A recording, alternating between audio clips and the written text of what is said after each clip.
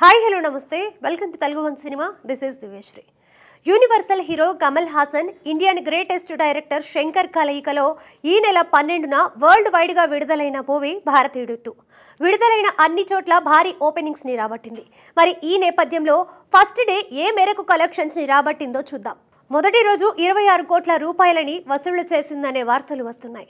పలు అంతర్జాతీయ పత్రికల కథనం ప్రకారం తమిళంలో 17 కోట్లు, తెలుగులో 7.7 కోట్లు, హిందీలో 1.2 కోట్లు, అదేవిధంగా ఓవర్సీస్కి సంబంధించి నార్త్ అమెరికాలో $1 మిలియన్, ఇలా మొత్తం 26 కోట్లని అందుకున్నట్లుగా చెప్తున్నారు.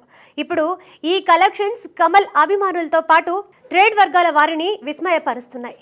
నిజానికి మొదటి రోజు 50 కోట్ల దాకా వసూళ్లు చేస్తుందని అందరూ భావించారు. కానీ తక్కువ వసూళ్లు రావడంతో అందరూ డీలా పడ్డారు. వాస్తవానికి మొదటి షో నుంచే భారతీయుడు నెగిటివ్ టాక్ని అందుకుంది. అన్ని ఏరియాల్లోనూ ఇదే పరిస్థితి.